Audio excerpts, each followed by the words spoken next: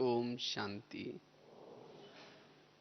आज का बहुत सुंदर विषय है स्वराज्य अधिकारी से विश्व राज्य की प्राप्ति। स्वराज्य अधिकारी से विश्व राज्य की प्राप्ति। वैसे तो अव्यक्त मास चल रहे हैं और यह अव्यक्त मास जनवरी मास हमें ब्रह्मा बाबा की स्मृति दिलाता है। तो बाबा ने अभी भी कहा ब्रह्मा बाबा को क्या करो, फॉलो करो। तो ब्रह्मा बाबा को फॉलो करना अर्थात बाबा ने कर्मातीत बनने के लिए, नारायण बनने के लिए जो पुरुषार्थ किया उस पुरुषार्थ को हमें स्वयं को भी करना, इसको कहेंगे फॉलो फादर। वैसे तो ब्रह्मा बाबा की बहुत सारी विशेषताएं हैं। ब्रह्मा बाबा ने काफी अलग अलग पुरुषार्थ किया, लेकिन ब्रह्मा बाबा ने शिव बाबा के प्रवेशता से पहले भी बाद में भी बाबा ने विशेष एक तो रोज अपना खुद का कर्मेंद्र का दरबार लगाया और दूसरा आत्माभिमानी स्थिति का अभ्यास। ये दो बातों के अभ्यास से ब्रह्मा बाबा नारायण बने, क्योंकि ये राजाई प्राप्त करने के लिए ये पुरुषार्थ बहुत जरूरी है। क्योंकि हम भी यहां क्यों पढ़ रहे हैं, हमारा लक्ष्य क्या है? हमारा लक्ष्य है हम भविष्य में राजा बने, है ना सबका लक्ष्य। हम योग कर रहे हैं, किस लिए कर रहे हैं? भविष्य में राजाई पद की प्राप्ति करने के लिए। ज्ञान भी सुनते हैं किस लिए? राजाई पद की प्राप्ति के लिए। धारणा भी किस लिए करते हैं? राजाई की पद की प्राप्ति के लिए। सेवा भी किस लिए कर रहे हैं? राजाई पद की प्राप्ति के लिए। हमारे चारों सब्जेक्ट का उद्देश्य क्या है? राजा बनने का उद्देश्य है। आज भी बाबा ने कहा ना, रोज अपना घाटा या फायदा चेक करो, तभी वर्षा मिलेगा। तो रोज हमें क्या चेकिंग करना है? राजा बनने के लिए चेकिंग क्या करना है? स्वयं की चेकिंग। मेरी कर्मेंद्रियां मेरे वश में कितनी है?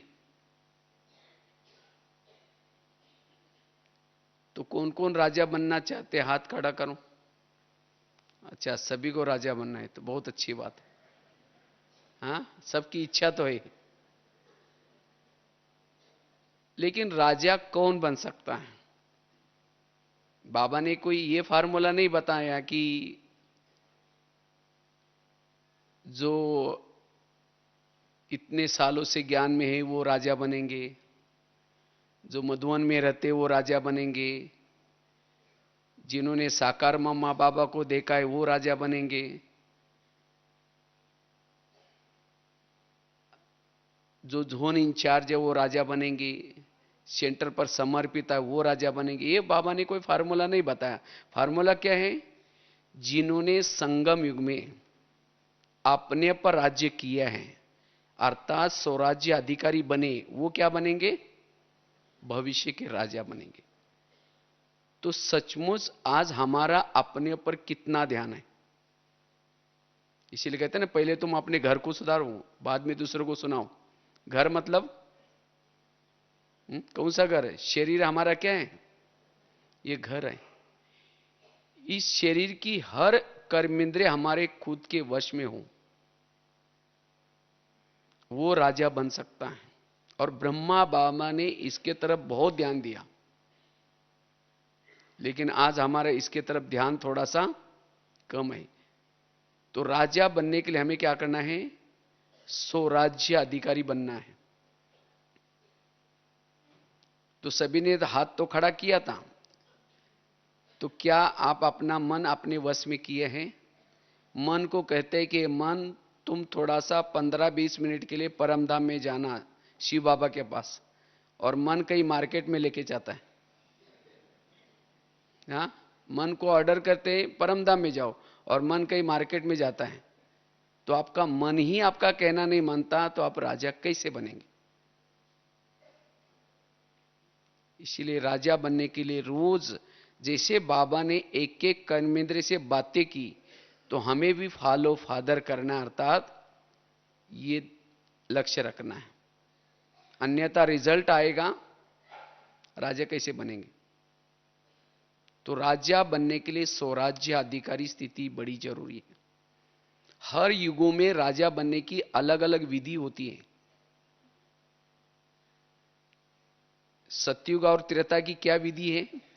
जिन्होंने संगम युग में ईश्वरीय ज्ञान और योग के आधार से अपने इंद्रियों पर शासन किया, वही सतयुग और त्रेता के क्या बनेंगे? राजा बनेंगे। और द्वापर युग में कौन राजा बनेंगे? जिसके पास सैन्य बल है, बाहुबल है,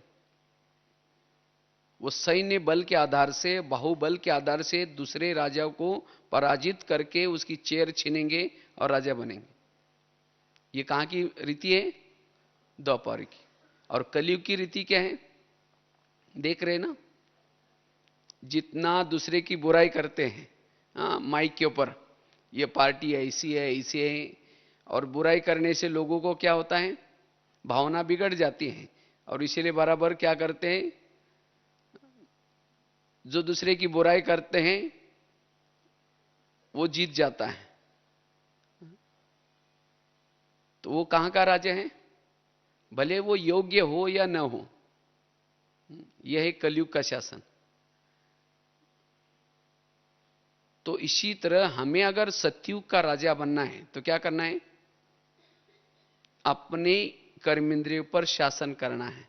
क्योंकि जिसका अपने इंद्रियों पर शासन है, उस व्यक्ति का व्यक्तित्व सबको पसंद आता है। उसका संपर्क, उसके बोल, उसका हर बात हमें अच्छी लगती है, क्योंकि उसका अपने इंद्रियों पर शासन है। इसीलिए हमें क्या बनना है? अगर सतयुग का शासन करना है, सतयुग के राजा बनना है, अपने पर शासन करना है, तो रोज अपना क्या लगाना है? दरबार लगाना है। क्योंकि राजाओं की निशानी होती है। जो राजा बनने वाले हैं, हाँ, सभी ने हाथ खड़ा किया था ना, तो चेक करो क्या ये निशानी मेरे अंदर है। राजा की पहली निशानी है, राजा दानी होता है। राजा के घर से कोई भी खाली नहीं जाता। कहते थे नहीं, एक राजा था, वो बहुत दान करता था, कहानी आती थी पहली। तो क्या हम भी दान करते हैं? मेरे सामने से कोई ऐसा ही खाली तो नहीं जाता। कोई ट्रेन में जा रहे या बस में जा रहे, कोई बाजू में बैठा है, जहां से बैठे वहां से अंत उतरने तक उसे बात भी नहीं किया, उसको एक शब्द भी ज्ञान का नहीं सुनाया, तो आपके घर से कैसा गया? वो खाली गया। किसी को मनसा से दान दो, वाचा से दान दो, शक्ति का दान दो, कुछ ना कुछ जो देता है वो कौन है? राजा। जो देता नहीं वो राजा कैसे बनेगा? इसीलिए क्या चेक करना अपने आप को, हम देते हैं किसी को कुछ? दूसरे राजा की निशानी क्या होते हैं? राजा जिसको भी ऑर्डर करता है, अगर राजा की ऑर्डर कोई टालता है, राजा क्या करता है? उसको शिक्षा देता है, सजा देता है।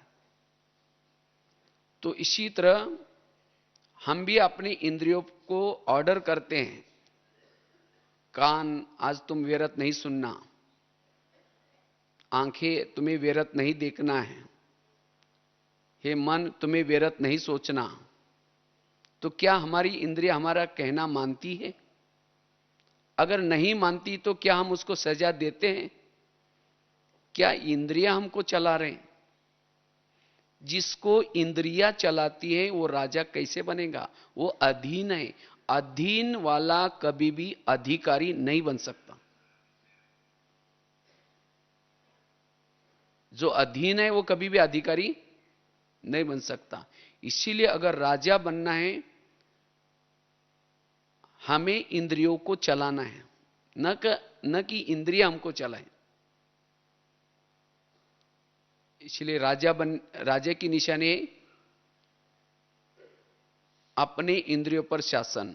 अगर नहीं सुनती तो उसको सजा भी दो, शिक्षा भी दो। तीसरी राजा की निशानी है राजा शिकार करता है। उसकी भी कहानी आती थी ना, पहले एक राजा था, शिकार करने के लिए गया था। और राजा शिकार किसकी करता है ना? शेर की शिकार करता है। जो शेर की शिकार करता है उसको क्या कहते हैं? राजा। तो सभी ने हाथ खड़ा किया था। तो आज तक कितने शेर को मारा है? हाँ, माताओं ने मारा है। हाँ, चलो एक दो ने तो मारा है, अच्छी बात है। शेर अर्थात कोई अज्ञानी आत्माओं को ज्ञानी बनाना। और वो भी ऐसे नहीं कि 2-4 दिन के बाद मरने वाली बुढ़िया को ज्ञान सुनाया, वो तो चुआ बिली हो गई। हाँ, चुआ बिली नहीं, लेकिन जिसको बाबा कहते कोई क्वालिटी वाली आत्मा। एक आत्मा आई तो उसके साथ दूसरी भी आ जाए, और 10 आ जाए, उसे और सेवा हो जाए। इसको कहते शेर की शिकार। तो जो शेर की शिकार करता है वो क्या बनेगा? राजा बनेगा। तो इसलिए राजा बनने के लिए बाबा कितनी सारी अव्यक्त साकार मुरली में, बच्चे मंदिरों में जाओ, बच्चे यहां जाओ, वहां जाओ, कितनी बाबा हमें क्या भरता है?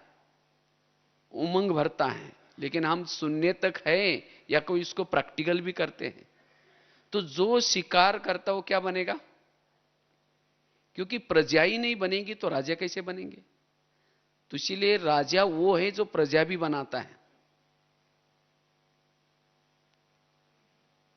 और जंगल तो बहुत लंबा चौड़ा है, कितने सारे शेर घूम रहे। तो शेर की शिकार जरूर करनी है। कई तो सोचते हैं कि कोई सुनता ही नहीं। आजकल हम बहुत सुनाने की कोशिश करते हैं। अगर नहीं सुनता तो आपके जो हथियार है उसके अंदर धार नहीं है, तो योग बल से धार लगा दो तो सुन लेंगे। अगर नहीं सुनता तो कम से कम सेंटर में तो लेके आओ, उसको जाली में तो फंसा दो। उस शेर को क्या करो? जाली में तो फंसा दो, मारने का काम बहनें कर ही देंगी। लेकिन जिन्होंने वहां तक फंसाया उसको आधी दुआ मिल जाएगी। इसीलिए हमें जरूर किसी ना किसी को सेंटर पर लेके आना है। अगर एक नहीं सुनता तो दूसरे को लेके आओ। सप्ताह में एक शिकार जरूर करनी है। राजा एक संडे के दिन या कोई ना कोई दिन मुकर्रर करके शिकार के लिए खास निकलता था। तो इसी तरह हमें भी क्या करना है? कोई ना कोई एक दिन मुकर्रर करके शिकार करने के लिए जरूर निकलना है। तो एक सप्ताह में एक शिकार करेंगे तो एक महीने की कितनी हो जाएगी? 4, 12 महीने की कितनी हो जाएगी? चलो कम से कम एक तो करें। मास में एक भी करेंगे तो भी 12 शिकार हो जाएगी। तो इसलिए हमें शिकार जरूर करनी है। लेकिन याद रखना, कभी कभी तो अखबार में ऐसा आता है कोई शिकार करने के लिए गया था, और जब शिकार करने के लिए गया था तो गया था शेर की शिकार करने के लिए, लेकिन शेर ने उसको फाड़ के रख दिया। कभी कभी उल्टा हो जाता है। तो कई भाई बहनों को नशा चढ़ जाते हैं, ज्ञान सुनाने के लिए जाएंगे और जाकर के कहेंगे हम ब्रह्मा कुमारी में जाते हैं, परमात्मा आया है, आप भी चलो ना। कहेंगे आप भी फंस गए क्या वहां? अरे वहां तो ऐसा होता है, वैसा होता है। ओम शांति। खुद आना बंद कर दिया। गए थे शिकार करने के लिए, लेकिन शेर ने उसको फाड़ के रख दिया। इसीलिए अनुभवी बनो पहले। जिसको अनुभव है ज्ञान और योग का, यहां की बातों का, वो चाहे कितने भी कोई कुछ कहे, संशय बुद्धि नहीं बन सकते। इसीलिए हमें शेर की शिकार जरूर करनी है। करेंगे ना? तो कम से कम 2014 में 12 शिकार तो जरूर करना। तो जल्दी जल्दी शक्तियों की संख्या बढ़ जाएगी। ठीक है? जो जो करेंगे शिकार वो हाथ खड़ा करो। चलो बहुत अच्छी बात है। हाँ, तो जरूर हमें यह लक्ष्य रखना है कि जरूर किसी को, क्योंकि अगर इन बातों में हम बिजी रहते हैं, किसी को ज्ञान सुनाने में, बाबा कहते हैं ना, देने से बढ़ जाता है, खुशी भी बढ़ जाती है। अगर जिसको ज्ञान सुनाया वो योग लगाएगा, दुआ देगा, वो दुआ आपको भी आदि मिल जाएगी, आपका भी योग इजीली हो जाएगा। आज कई कहते योग लगता ही नहीं, अगर किसी की दुआ ही नहीं ली तो योग कैसे लगेगा। इसलिए हमें शिकार जरूर करनी है। और राजा की क्या निशानी होते हैं? राजा, फलों का राजा किसको कहते हैं? आम को कहते हैं। तो आम के संस्कार हमारे अंदर हो, जो आम के अंदर की जो क्वालिटी है वो क्वालिटी हमारे अंदर हो, वो राजा बनेगा। क्यों आम को ही फलों का राजा क्यों कहते हैं? क्योंकि आम ऊपर से कैसा होता है? नरम होता है, और अंदर से सख्त होता है। वैसे तो फलों का राजा किसको बोलना चाहिए? नारियल को बोलना चाहिए, लेकिन नारियल को नहीं बोला, किसको बोला? आम को। क्यों?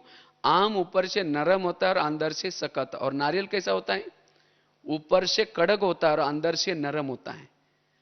तो जो राजा बनने वाले हैं उनकी क्या निशानी होंगी? वो ऊपर से नम्रचित होंगे, निर्माण होंगे, और अंदर से अपने नियम संयम के लिए कड़क होंगे। वो क्या बनेंगे? कई तो ऐसे होते हैं ऊपर से कड़क होते हैं, मैं जैसा कहता हूं ऐसे करो, ये करो, वो करो, और खुद कुछ नहीं करेंगे। ऐसे व्यक्ति को लोग क्या कहेंगे? हाँ जी जरूर करेंगे, जरूर करेंगे, पीछे मुंह क्या, जाओ जाओ हमको पता है कैसे। उसका कोई भी सुनेगा नहीं। तो इसलिए अगर राजा बनना है तो क्या बनो? आम बनो। और फलों का राजा आम को ही क्यों कहा?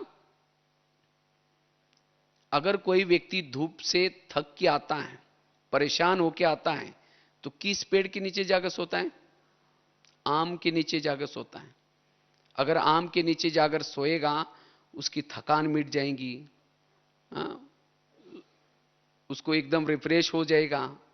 अगर नारियल के नीचे जाकर सोएगा तो हाँ, थकान तो छोड़ो, ऊपर से नारियल गिरेगा उसका सिर भी टूट जाता है। या वो नारियल का जो कांटे वाला वो कभी गिर जाएगा, कोई भरोसा भी नहीं, हवा चलती गिर जाता है। अर्थात अगर आपके संपर्क में कोई व्यक्ति आता है, जीवन की समस्या से परेशान होकर आता है, कोई बातों से तंग होकर के आता है, तनाव में होकर के आता है, तो क्या आपके संपर्क में कोई आता है, उसकी आप परेशानी मिटाते हो, उसके दुख को दूर करते हो, उसको सुख और शांति की छाया देते हो, तब आप राजा बनेंगे। कई तो ऐसे होते हैं, छाया तो छोड़ो, उसको कोई ऐसी और ही उल्टी सुल्टी बात सुना करके उसका दिमाग और ही खराब करके भेज देंगे, और उसको परेशान करके भेजेंगे। आया था सुख शांति के लिए, गया परेशान होकर के, वो राजा कैसे बनेगा? इसीलिए बाबा कहते हैं राजा बनने के लिए किसी को सुख दो, शांति दो, किसी की परेशानी को मिटा दो, वो क्या बनेंगे? राजा बनेंगे। तो राजा बनने के लिए हमें क्या बनना है? आम बनना है, नारियल नहीं बनना। और फलों का राजा आम को ही क्यों कहा? क्योंकि आम जब फल लगता है तो झुकता है, और नारियल और ऊपर जाता है। तो जिसके अंदर कोई विशेषता आती है, कोई गुण आते हैं, कला आते हैं, जितना वो झुकता है, निरहंकारी है, वो क्या बनेगा? राजा।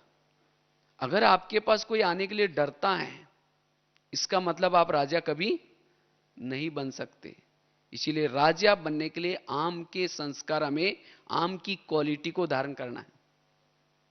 इसीलिए कहते हैं ना, नारियल को तोड़ो। नारियल माना जो आपके अंदर रियल नहीं है उसको छोड़ो। इसीलिए भक्ति मार्ग में क्या क्या, भगवान को प्रसन्न करने के लिए नारियल तोड़ते थे।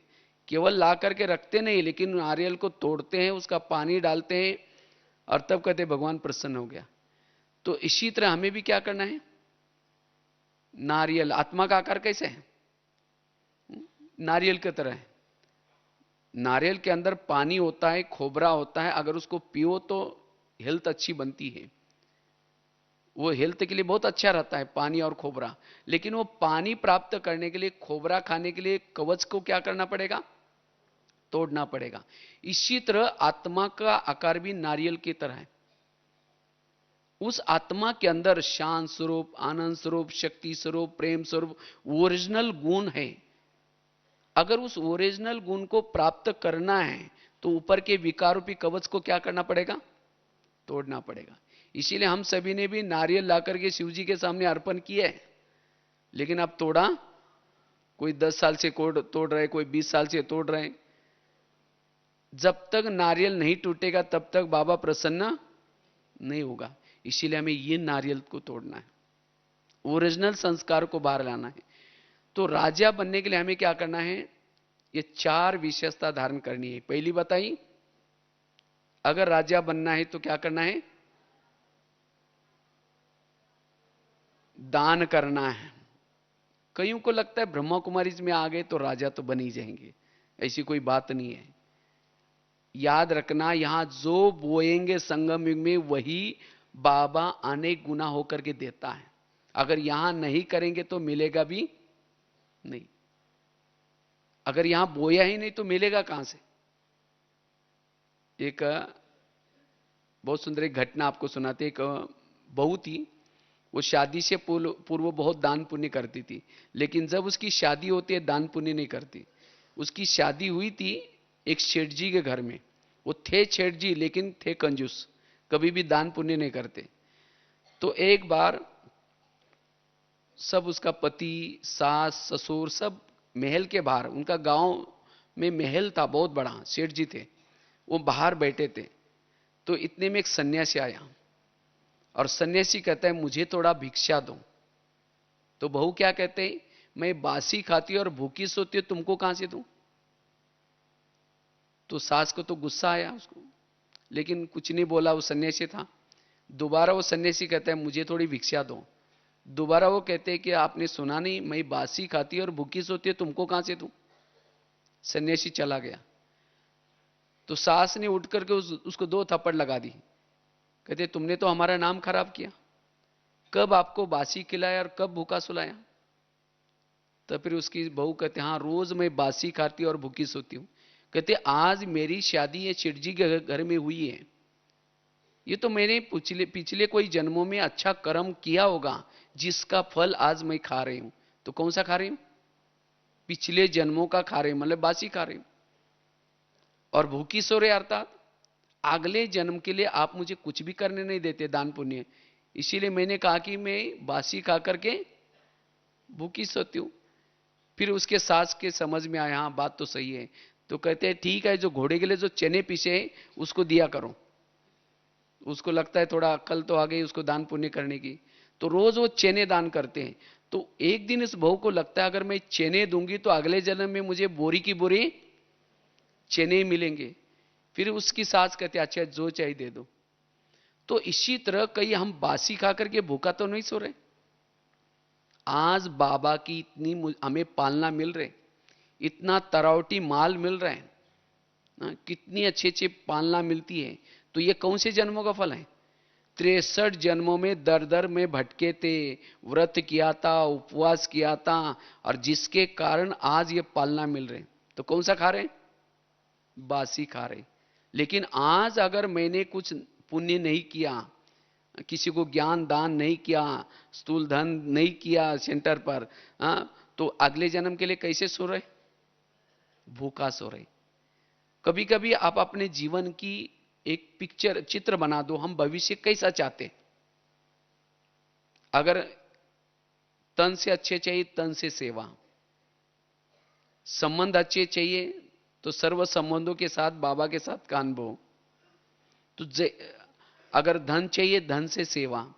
तो जैसा जीवन चाहते संगम युग में वो करना पड़ेगा, अगर नहीं करेंगे तो नहीं मिलेगा। इसीलिए बासी खाकर के भूखा नहीं सुना। तो एक तो दान के संस्कार, दूसरा बताया राजा अर्थात जो अपने इंद्रियों पर शासन करता है, तीसरा बताया राजा अर्थात जो शिकार करता है, और चौथा बताया राजा अर्थात आम के संस्कार। तो चेक करो, हाथ सबने खड़ा किया था, तो क्या हमारे अंदर ये संस्कार आए हैं?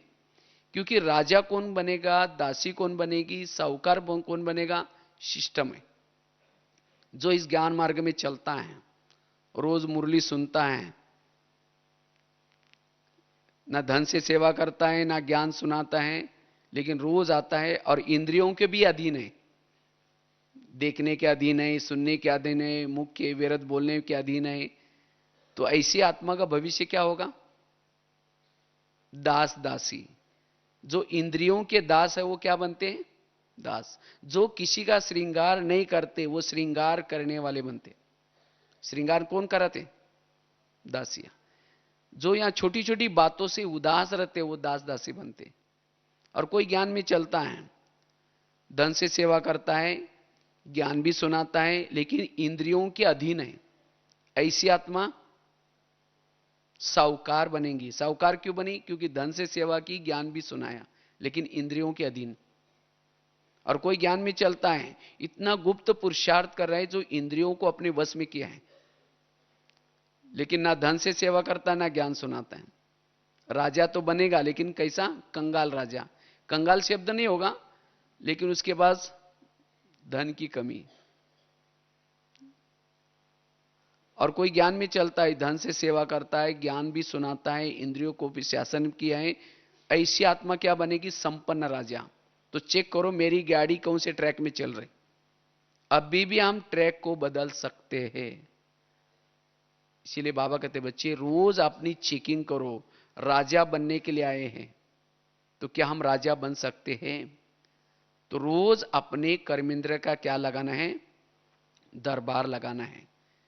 तो बात चल रही थी राजा बनने के लिए स्वराज्य अधिकारी, क्योंकि जो स्वराज्य अधिकारी है वो वायुमंडल को भी शुद्ध बना सकता है। जो इंद्रियों के अधीन है वो वायुमंडल को खराब करेगा, वो योगी नहीं बन सकता, उसका योग नहीं लगेगा। जो कर्मेंद्र के अधीन है, जैसे भारत में अंग्रेज घुसे थे, कैसे घुसे थे? भारत में अलग अलग नवाब थे, और उन नवाबों ने, अंग्रेज लोगों ने क्या क्या नवाबों के साथ दोस्ती की, और जिसके कारण क्या हो गया? भारत के ऊपर अंग्रेज लोगों ने अटैक किया। इसी तरह जिसका इंद्रियों पर शासन नहीं है, माया कहां से आती है? माया आज हमारी ही कर्मेंद्रिय के द्वारा आती है। अगर कर्मेंद्रिय की हम चेकिंग नहीं करेंगे, उनको सशक्त नहीं बनेंगे, तो हम माया के अधीन हो जाएंगे, वो कमजोरी को परिवर्तन नहीं कर सकेंगे। इसीलिए हमें अपने किले को मजबूत करना है। शरीर क्या है हमारा? बहुत बहुत पुराना किला है। हम राजा रहते हैं इसके अंदर, हर राजा का अपना अपना किला है। तो इस किले को क्या बनना है? मजबूत करना है। कोई भी जगह से माया ना आए, रोज इनकी चेकिंग करनी है। जैसे भारत में बंगाल का नवाब, बिहार का नवाब, सूरत का नवाब, अलग अलग नवाब थे। अंग्रेज लोग आए, उनके साथ दोस्ती की, और उसके बाद धीरे धीरे दिल्ली के ऊपर अटैक किया, और भारत क्या हो गया? परातंत्र हुए। तो इसी तरह शरीर भी हमारा एक इंडिया है, और इस इंडिया की राजधानी आत्मा राजा है, आप रुकुटी में रहता है, दिल्ली। और इस इंडिया में कई नवाब भी है। कौन से? कान, मुख, आंख, मन, बुद्धि, ये सब कौन है? नवाब। तो माया रूपी अंग्रेज आती है तो क्या करते? दोस्ती पहले कान के साथ कोई वेरत बातें सुनेंगे, उसके बाद अंदर मुख में वर्णन होगा, फिर आंखों में आएगा, फिर मन में आएगा, फिर बुद्धि में आएगा, फिर दिल्ली के ऊपर अटैक हो गया, तो फिर आत्मा अधीन हो गई। तो इसीलिए हमें क्या करना है? रोज क्या करना है? हमें, हमारा पुरुषार्थ क्या है? इस शरीर रूपी देश को, जैसे वो गीत सुन रहे थे ना शुरू शुरू में, पग पग पर अपने कर्मेंद्रिय को माया की छाया से बचाना, राजधानी को माया की छाया से बचाना। तो इसीलिए ब्रह्मा बाबा ने जैसे रोज अपना दरबार लगाया, तो हमें भी क्या करना है? रोज चेकिंग करना है, आखिर माया आती कहां से? कौन सी ईंट या कौन सा दरवाजा खुला है? हम इतने बिजी रहते, कहते हैं ना, अंधेरी नगरी चौपट राजा, टकेसर बाजी टकेसर खाजा। नगरी का राजा सोया है, जो चाहे हो रहा है, आंखें जो चाहे देख रहे, मुख जो चाहे बोल रहे, कान जो चाहे सुन रहे, और जिसके कारण फिर राजा कमजोर होता है। तो अभी हमारा शरीर रूपी देश परतंत्र है, उसको स्वतंत्र बनाना है। जैसे भारत से अंग्रेज लोगों को भगाया, कैसे भगाया? तो वही नीति हमें भी यहां अपनानी है। हमें भी क्या करना है? जैसे वो लोगों ने क्या किया था, जगह जगह पर सभा ली, जालियनवाला बाग, फिर उसके बाद अखबार निकाले, अपने अपनी भाषा में क्या करते थे, अखबारों के द्वारा जनता को जागृत करना शुरू किया, अलग अलग नारे बनाए, वंदे मातरम। कहते जब वंदे मातरम नारा शुरू किया, अंग्रेज लोगों को बिल्कुल बोलने नहीं देते थे, उनको, इंडियन वालों को। क्यों? उनको तो हिंदी इतनी अच्छी आती नहीं थी, उनको लगता था ये हमको क्या बोल रहे, बांधो और मारो, वंदे मातरम, तो इसीलिए मना करते थे। तो आखिर जब ये अखबार के द्वारा अलग अलग सभा लेकर के जब भारत की जनता जागृत हो गई, तो सभी ने नारा लगाया कि कौन सा, अंग्रेजों go back, Simon go back, Bharat छोड़ो, और तब चले गए। इसी तरह हमें भी शरीर रूपी देश में, इस इंडिया में माया रूपी अंग्रेज घुसे हैं, अब उनको निकालना है। तो क्या करना पड़ेगा? रोज दरबार लगा करके एक एक कर्मेंद्र को क्या करना पड़ेगा, जागृत करना पड़ेगा। हे आंखें, तुम जो व्यर्थ देख रहे, ये भले क्षणिक अच्छा है, लेकिन इससे मेरा कितना घाटा होता है, इसने माया ने मेरे हमारे लिए क्या क्या किया। तो इसी तरह हर कर्मेंद्रिय जागृत हो जाए, तो सभी कर्मेंद्रिय के दिल से निकले माया गो बैक, तब माया चली जाएगी। अब होता क्या है, आत्मा कहता है माया गो बैक, कान कहता है और क्या हुआ, कोई बात ना, आ जाए, कान कहता है आ जाओ, कोई बात नहीं। अगर घर का ही कोई भेदी बना है, कोई बॉर्डर पर रहने वाला कोई दुश्मन से मिला है, वो देश की हालत क्या हो सकती है, उस घर की हालत क्या हो सकती है। इसीलिए बाबा कहते बच्चे रोज अपना क्या लगा दो, दरबार लगा दो, और एक एक कर्मेंद्र को क्या करो, समझाओ। तो कैसे हमें दरबार लगाना है? रोज जब हम अमृत वेला करते हैं, ये समझो कि शरीर हमारा क्या है, एक देश है, शरीर हमारा एक ऑफिस है, ये कर्मेंद्र हमारे कर्मचारी है। तो रोज अमृत वेला करके जब शरीर में प्रवेश करते हैं, उसके बाद 5-7 मिनट अपने कर्मेंद्र से बातें करो। जब शरीर में प्रवेश किया तो सभी कर्मेंद्र से गुड मॉर्निंग करो, और गुड मॉर्निंग करके एक एक से बात करो। कैसे बात करो? सबसे पहले कान से बात करो, हे मेरे कान, तुम मेरे इस राज्य की शान हो, अगर तुम ना होता तो मैं ईश्वरी महावाक्य कैसे सुनता, और मेरा तो तुम्हारे पर बहुत विश्वास है, इसीलिए मैंने तुमको बॉर्डर पर रखा है। कान कहां है? बॉर्डर पर है। तो मेरा तो तुम्हारे पर विश्वास है, मैंने तुमको बॉर्डर पर रखा है, लेकिन आजकल तुम दुश्मन से मिले हैं, मुझे तो पता नहीं था। क्योंकि मैं जब आज अमृतवेला परमधाम में गया था, मेरा परम हितैषी शिव बाबा, उसने तुम्हारे लिए इशारा किया है। इसीलिए हे कान, तुम मेरे राजाई में रहते हो, मेरा खाते हो। क्योंकि कान जिंदा क्यों है? कान के पास जो खून सप्लाई होता है, कहां से होता है? आत्मा जो मेहनत करके ये करते हैं, वहां सप्लाई होता है। तुम मेरा खाते हो, मेरे राजाई में रहते हो, और मुझे धोखा देते हो। इसीलिए हे कान, आज से तुम्हें सावधान होना है। फिर रात को 10 बजे सोने से पहले फिर मैं दरबार लगाऊंगा। ये सवेरे की बात है, अमृत वेले के बाद 5-7 मिनट के लिए। अगर रात को दरबार लगाऊंगा, चेकिंग करूंगा, और उसी दरमियान अगर सारा दिन में कुछ व्यर्थ सुना है तुमने, तो मैं सबके बीच में तुमको सजा दूंगा। और ये भी नहीं समझना कि आप हमें तो कुछ पता ही नहीं चलेगा। क्योंकि आजकल मैं शिव बाबा, जैसे वो गीत में था ना, खुदा दोस्त मेहरबान हुआ है, फिर से खोई हुई राजे क्या कर रहे हैं, दिलाने की मेहनत कर रहे हैं। तो शिव बाबा के सहयोग से मैं फिर से अपना राजाई वापिस लेना चाहता हूं। अगर तुमने सारा दिन में कुछ व्यर्थ सुना है, मैं तुम्हें सजा दूंगा। और यह भी नहीं समझना कि मुझे कुछ पता ही नहीं चलेगा। आजकल मैंने पूरे किले के चारों तरफ से सीसी कैमरे लगाए हैं, क्योंकि आजकल जमाना है ना सीसी कैमरे का। अगर उस सीसी कैमरे के रिकॉर्ड में कुछ आएगा तब सजा मिलेगी। आगे चलो, मुख के पास। हे मेरे मुख, तुम भी मेरे इस राज्य के शान हो। अगर तुम ना होते, मैं ईश्वरीय महावाक्य औरों को सुना करके दुआएं कैसे लेता। मुझे तुम्हारे द्वारा बहुत दुआएं मिल रही, लेकिन कभी कभी तुम क्या करते हो, मेरे ही आत्मा भाई का इंसल्ट करते हो, अपमान करते हो, जिसके कारण वो आत्मा भाई मुझे दुआ देने के बजाय बदुआई देता है। क्या मैंने किसी का अपमान करने के लिए तुमको रखा है राजाई में? अगर तुमने किसी का अपमान किया तो तुम्हें भी मैं सजा दूंगा। आगे चलो, आंखों के पास।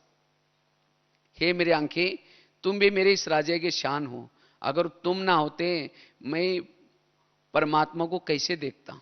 मुझे तो 84 जन्म में बहुत सारे आंखें मिली है, लेकिन तुम्हारे जैसे भाग्यशाली आंखें कोई नहीं मिली। क्यों?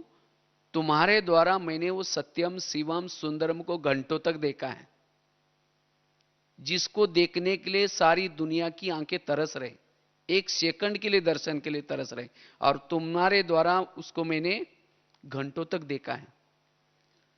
तो क्या वो सत्यम शिवम सुंदरम को देखने के बाद तुम्हारा पेट नहीं भरा? आखिर तुम इस संसार की व्यर्थ बातें क्यों देखते हो? अगर तुम व्यर्थ बातें देखेगा तो मैं तुम्हें सजा दूंगा। आगे चलो, पांव के पास। हे मेरे पांव, तुम भी मेरे इस राज्य की शान हो। अगर तुम ना होते, मैं इस सेवा के लिए कैसे जाता? क्योंकि मैं भले मुख से भाषण करता हूं, आधी दुआ किसको मिलती? तुमको मिलती है, पांव को मिलती है। भले हाथ से कर्मना सेवा की, आधी दुआ किसको मिलती है? पांव को। क्यों? पांव क्या करता है? सभी इंद्रियों को अपने सिर पर उठा करके लेके आता है। इसीलिए कोई भी व्यक्ति घर में आता है, उसके चरण छूते हैं, चरण तुम्हारा धन्यवाद, इस व्यक्ति को घर में लाया। चरण में कोई आत्मा नहीं है, लेकिन चरण क्यों छूते हैं? लेकिन कभी कभी है चरण, तुम किसी का परिचिंतन करने के लिए भी सबको लेके जाते हो। उस समय तुम मुख को कहना है, भले तुमको परिचिंतन करना, आराम से जाना, 1 घंटा तक आराम से परिचिंतन करके वापिस आ जाना। अब पांव वहां जाएंगे नहीं तो मुख अकेले जाएगा वहां, हाँ, कान अकेले जाएंगे। तो इसलिए अगर हे पांव तुमने कुछ व्यर्थ परिचिंतन करने के लिए किसी को लेके गया तो तुमको भी सजा मिलेगी। फिर आगे चलो, मन के पास। हे मेरे मन, तुम भी मेरे इस राज्य के शान हो। अगर तुम ना होता तो मैं परमात्मा की गुणगान कैसे गाता? तुम्हारे द्वारा मैं परमात्मा की गुणगान गाता हूं, उसको याद करता हूं। लेकिन कभी कभी तुम व्यर्थ का गुणगान करते हो, व्यर्थ चिंतन करते हो। क्या मैंने तुम्हें इस राज्य में इसीलिए रखा है? अगर तुमने व्यर्थ का गुणगान किया, मैं तुम्हें सजा दूंगा। आगे चलो, बुद्धि के पास। हे बुद्धि, तुम भी मेरे इस राज्य के शान हो। अगर तुम ना होता है तो मैं कैसे राज्य चलाता? और मैंने तो तुम्हारे ऊपर इतना विश्वास रखा था, सभी इंद्रियों में से चुन करके मैंने तुमको मंत्री बनाया। क्योंकि सभी इंद्रियों का मंत्री कौन है? बुद्धि। तो मैंने तो तुम्हारे पर विश्वास किया और मंत्री बना करके पूरा राज्यकारभार तुम्हारे हाथ में दिया। लेकिन तुमने तो ऐसे मनमत प्रमाण चला, परमत प्रमाण चला, और तुमने क्या किया? मेरी पूरी राजाई गंवा दी। राजाई तो छोड़ो, मेरे पूरा महल गंवा दिया, ताज गंवा दिया, ताज भी उतार दिया, पुष्पक विमान जो कुछ था राजाई गंवा करके, इतना ही नहीं, मुझे रावण के जेल में डाल दिया। जब मुझे उस परम हितैषी शिव बाबा ने जगाया तो देखा तो मेरे पास कुछ भी नहीं है। यह सब तुम्हारे कारण हुआ है। तो हे बुद्धि, आज से मैं तुम्हें सावधान करता हूं, अगर तुमने कोई भी निर्णय श्रीमत के विरुद्ध किया, मैं तुम्हें सजा दूंगा। इसीलिए कोई भी निर्णय करना है, श्रीमत के आधार से करना है। इस तरह से एक एक कर्मेंद्रिय से क्या करना है? बातें करने, जो बातें ब्रह्मा बाबा भी करते थे। बाबा भी अपने इंद्रियों से बातें करते थे। बाबा की डायरी मिली, उस डायरी के अंदर बाबा ने ऐसा ऐसा पुरुषार्थ किया, और इसीलिए बाबा ने स्वराज्य अधिकारी से नारायण का पद पाया। इसीलिए बाबा कहते बच्चे फॉलो फादर, आप भी क्या करो, ये पुरुषार्थ करो, क्योंकि जब तक हमारा इंद्रिय पर शासन नहीं है तब तक हम राजा नहीं बनेंगे। तो ये राजा बनने का चांस तो सबको है। कोई माताएं भी राजा बन सकती हैं, कोई गृहस्थी में रहने वाले कुमार बन सकते हैं, कुमारी बन सकते हैं, कोई गृहस्थी में रहने वाले भी बन सकते हैं। राजा बनने के लिए कहीं और दौड़ने की जरूरत नहीं है, अपने पर शासन करो। लेकिन आज हमारा इसके तरफ ध्यान नहीं है। हमने कितने सेंटर खोले, कितने ये किया, वो जरूर नहीं, हम कितने निर्विघ्न हैं, मेरी राजाई कितनी निर्विघ्न है। नहीं तो राजा बनेंगे, लेकिन कहां के राजा बनेंगे? जैसे बता ना, अगर किसी की बड़ों के सामने जाकर के बुराई करेंगे, ये करेंगे और किसी की चेयर लेंगे, तो राजा तो बनेगा, लेकिन कहां का बनेगा? कलयुग का राजा बन जाएगा। बाहुबल के आधार से किसी के राजा लेंगे तो भी, तो इसलिए हमें अगर सत्युग का राजा बनना है तो क्या करना है? स्वराज्य अधिकारी बनना है, अपने पर शासन करना है। इसलिए बाबा इसको कहते परिवर्तन, ये है परिवर्तन। ब्रह्मा कुमार कुमारी बनना मतलब परिवर्तन करना, मतलब सफेद ड्रेस पहन लिया, बैज पहन लिया, ये परिवर्तन तो ऊपर का परिवर्तन हो गया। लेकिन हर इंद्रियों पर शासन करो, क्योंकि फार्मूला बाबा ने ये रखा है, स्वराज्य अधिकारी सो। चाहे कोई मधुवन निवासी है, बाबा देखेगा कि उसने अपने पर कितना शासन किया है। चाहे कोई जोन इंचार्ज है, बाबा ये देखा कि अपने पर शासन कितना किया है। कोई गृहस्थी की माता है, उसको बाबा देखेगा इसने जब से ब्राह्मण बना अपने पर शासन कितना किया। इसलिए चेक करो, सभी ने हाथ खड़ा किया था कि हमारा इतना सूक्ष्म पुरुषार्थ है, और जिसकी हर इंद्रिया सशक्त होगी, इस किले के अंदर कोई भी माया की सेना अटैक नहीं कर सकती। और जो स्वराज्य अधिकारी है वो आत्माभिमानी स्थिति में रहेगा, आत्माभिमानी स्थिति में रहेगा। इसीलिए बाबा कहते बच्चे ये पुरुषार्थ करो राजा बनने के लिए। इसलिए राजा बनने के लिए अपने पर शासन करने की जरूरत है। फिर हमने 10 बजे लगाया दरबार, सवेरे उठ करके, सवेरे अमृत वेले के बाद, फिर रात को सोने से पहले फिर दरबार लगा दो। फिर सभी कर्मेंद्र को कहो कि आओ भाई दरबार लगाना है। तो फिर बाद में 5 मिनट के लिए अपने सभी कर्मेंद्र पर ध्यान रखो कि आज कितना घाटा हुआ और कितना फायदा हुआ। कोई दुश्मन तो अंदर मेरे किले में तो नहीं आया जिसे मेरा टाइम वेस्ट हो गया। तो सबसे पहले चेकिंग करो, कान को पूछो, हे कान तुम्हारा सारा दिन का चार्ट कैसा रहा? आपका बहुत बहुत धन्यवाद। 7 बजे तुम्हारे द्वारा मैंने मुरली सुनी थी, लेकिन 12-1 बजे कोई एक माता जी आई थी और उसने बड़ा नजदीक, आपने बड़ा नजदीक जाकर के वो कोई किसी की परचिंतन की बातें सुना रही थी। वो बहन जी ऐसी है, वो ऐसी करते, और आपने तो बड़ा नजदीक जाकर सुना था। मैंने सीसी कैमरे में रिकॉर्डिंग में देखा है। तो बताओ, मैंने सवेरे तुमको मना किया था सुनने के लिए, तो भी तुमने सुना, इसीलिए तुम्हारे लिए सजा कौन सी? तुम्हें दोबारा मुरली सुननी है। सजा मतलब कोई कान काटने वाली सजा नहीं।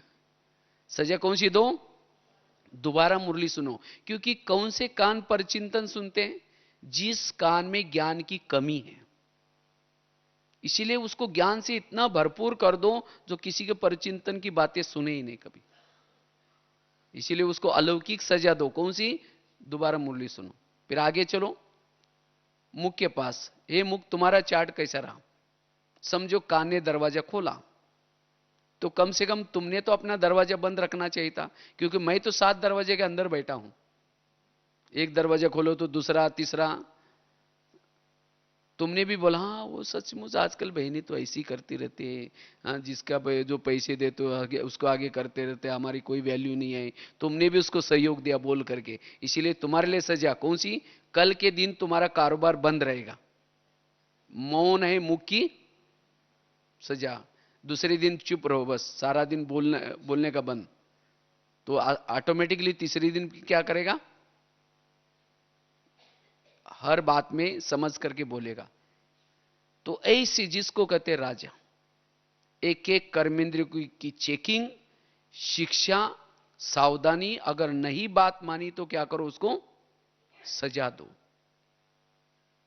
और जिसका ऐसा हर कर्मेंद्रिय के ऊपर निगरानी है वो क्या बनेगा?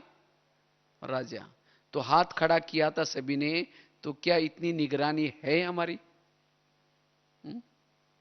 इच्छा तो है राजा बनने की, लेकिन क्या ये हम करते हैं? तो ये पुरुषार्थ करना है। जो बाबा ने किया था उसको ही हमें क्या करना है? फॉलो करना है। बाबा ने आत्मा का पाठ कितना पक्का किया, दीवार पर लिखते थे मैं आत्मा हूं, यशोद आत्मा है, ये आत्मा है, आत्मा कितना। सचमुच हम अपने दिल पर हाथ रख करके पूछे कितना हमारा इसके तरफ ध्यान है? और इसीलिए आज हमारे जीवन में प्रॉब्लम्स है, आत्माभिमानी स्थिति की कमी, कर्मेंद्रिय पर ध्यान नहीं है, इसीलिए दूसरे की कमी कमजोरी दिखती है। हाँ? मुख से वर्णन करेंगे, कान से सुनेंगे, जब योग में बैठेंगे तो योग कहां लगेगा? इसीलिए योग का अनुभव करने के लिए, शक्तिशाली बनने के लिए क्या करना है? स्वराज्य अधिकारी बनने की जरूरत है। और जो स्वराज्य अधिकारी है वो क्या बनेगा? भविष्य का विश्व राज्याधिकारी। और मेरा स्वराज्य सारा दिन बना रहे, मेरे इस राज्य के ऊपर किसी का भी अटैक न हो जाए, उसके लिए क्या करना है? आत्मा राजा को जागृत रहना है। आज वास्तव में कोई कर्मेंद्रिय के द्वारा भी माया अटैक क्यों करती है? क्योंकि आत्मा राजा वो भूल जाते कि मैं राजा हूं, और उसके कारण माया क्या करते? कोई ना कोई कर्मेंद्रिय के द्वारा प्रवेश कर लेती। तो हम आत्मा राजा हूं, जागृत, सारा दिन आत्मा जागृत रहे, उसके लिए क्या करें? उसके लिए अमृत वेले का योग। जिसका अमृत वेले के योग की तरफ अटेंशन है, अमृत वेला का योग, क्लास के पहले का आधे घंटे का योग, और प्लस मुरली, सवेरे सवेरे जिसकी दिनचर्या में ये तीन बातें अच्छी है, उसका सारा दिन आत्मा राजा क्या रहेगा? जागृत रहेगा। उसकी आत्माभिमानी स्थिति रहेगी। और जिसकी आत्माभिमानी स्थिति है वहां कोई भी दरवाजे से माया का अटैक नहीं होगा। जब देह भान आता है तो माया क्या करते? अटैक करते हैं। तो इसलिए हमें क्या करना है? इस 2014 में विशेष अमृत वेले के ऊपर क्या करना है? अटेंशन। रोज रात को सोते समय सोच करके सोना है कि मुझे कल सवेरे अमृत वेला उठना ही है। ऐसे नहीं कि बिस्तर डाल दिया, गुड नाइट बाबा आज तो बहुत थक गए, दोपहर को मैंने रेस्ट ही नहीं किया, अभी तो अभी नींद आ रही तो अमृत वेला पता नहीं मेरा क्या होगा, बाबा प्लीज आप जरूर जगा देना, नया वर्ष चल रहा है, व्यक्त मास चल रहा है, मुझे जरूर जगा देना। ऐसे कमजोर विचार करके सो जाएंगे तो अमृत वाला बाबा तो उठा तो देगा, लेकिन फिर देखेंगे अभी 4 को 5 मिनट कम है, थोड़ा 5 मिनट सो जाते हैं, 5 मिनट के बजाय 5 बजे का पता भी नहीं चलेगा। अच्छा उठ भी जाएंगे फिर झुटके वाला युग चलेगा। अगर अमृत वाला ढीली है तो सारा दिन फिर देह भान, और जहां देह भान है अंधेरी नगरी चौपट राजा टकेसर बाजी टकेसर खाजा।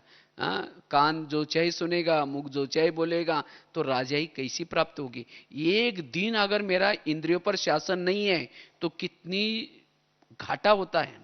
एक जन्म की राजा आपकी चली गई, एक जन्म में दास दासी का पद मिलना प्राप्त करना पड़ेगा। इसीलिए बाबा इतना कहते अटेंशन दो, एक एक दिन हमें यादगार बनाना है। इसीलिए अमृत वेला का योग। लास्ट के घटना सुना करके पूरा करते हैं। राजाई के लिए अमृत वेला का योग का कितना बड़ा महत्व है। एक राजा था और सारे संसार में मशहूर था। तो एक बार उसी राजे के पास एक सन्यासी आया, उसने देखा कि राजा इतना अच्छा क्यों है। तो रोज क्या करता है, उसको देखता है, लेकिन उसको पता नहीं चला कि राजा इतना अच्छा क्यों है, मशहूर क्यों है। लेकिन तब उसको पता चला इस राजे की उसने दिनचर्या बड़ी नजदीक से देखी। तो राजा रोज सवेरे उठता था, सवेरे सवेरे उठता था, हर एक के पास जाता था, मंत्री के पास जाता था, गुड मॉर्निंग, कैसे, हाउ आर यू, हाँ, हर एक के पास पूछताछ करता था। और राजा सवेरे उठने के कारण उसकी प्रजा, मंत्री सब वो भी अलर्ट रहते थे, और उसके कारण उसकी राजाई अच्छी थी। कुछ साल के बाद उस सन्यासी को क्या पता चला, राजा कंगाल हो गया। तो राजा को लगता है ये कैसे हो सकता है, वो सन्यासी को लगता है ये कैसे हो सकता है, इतना अच्छा राजा कंगाल कैसे हो गया। तो फिर वो सन्यासी उस राजे के पास दोबारा गया कि कंगाली का कारण क्या है। उसने बड़ा नजदीक से देखा, लेकिन उसको पता नहीं चला। आखिरकार उसको याद आया कि उसकी पहली दिनचर्या अलग थी, और अभी तो आराम से सोया पड़ा है। तब पता चला कि अच्छा ये कंगाली का कारण है। लेकिन अब क्या करें, अगर डायरेक्ट बताऊं तो मुझे मार देगा। तो जाकर के उस राजा को युक्ति बताता है कि कहता है, राजन, आपके महल के पास मैंने एक हंस को देखा है। तो राजा ने कहा क्या हुआ फिर। तो कहता है उस हंस की एक बहुत बड़ी विशेषता है। बोला क्या विशेषता है। जिसकी नजर उसके ऊपर पड़ेगी वो सारे संसार में मशहूर हो सकता है। तो राजा कहता है मुझे भी मशहूर होना है। कहता है आपको हंस को देखना पड़ेगा। कहता है कोई बात नहीं, कल से जाऊंगा देखूंगा। कहता है लेकिन वो राजन, वो हंस आता है सवेरे सवेरे, जल्दी आता है और जल्दी फिर चला जाता है। कहता ठीक है, मैं पहले भी उठता था फिर उठूंगा। तो जब राजा सो जाता था, उसके राजा में क्या होते थे, चोर घुस जाते थे, और चोर घुस करके सामान पार करते थे। तो उसके कारण वो राजा कंगाल बना था। लेकिन जब वो राजा हंस को देखने के लिए उठना शुरू करता है, तो रोज की तरह चोर चक्कर लगा रहे थे। तो देखा कि राजा आज तो उठा हुआ है, चलो कल आ जाए। फिर कल फिर वो राजा वो हंस को देखने के लिए रोज उठना शुरू किया। तो चोरों ने आना क्या किया, बंद कर दिया। और जब चोरों ने आना बंद किया तो राजा धीरे धीरे मशहूर होता होता सारे संसार में मशहूर हो गया। फिर वही सन्यासी एक बार आया, उसने कहा कि आपने हंस को देखा। कहता है हंस को तो नहीं देखा, लेकिन मेरी राजाई बहुत अच्छी हो गई। तब वो सन्यासी कहता है यही मैंने आपको युक्ति बताई। अगर मैं आपको बोलता कि आप सोते रहते इसीलिए ऐसा होता है, तो आप मेरा सिर काटते। इसलिए ऐसे आप रोज उठा करो, आपकी राजाई सारे संसार में मशहूर रहेगी। तो ये कहानी किसी और की नहीं है, कहानी हमारी अपनी है।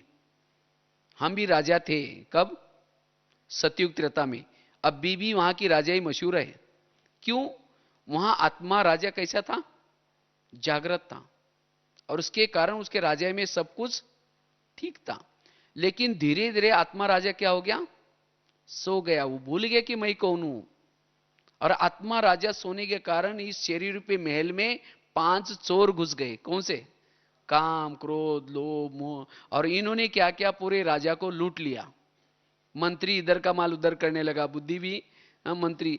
तो फिर जैसे वो सन्यासी आया, इसी तरह शिव बाबा आकर के देखता है कि ये राजा ही इतने अच्छे थे, इनको क्या हो गया।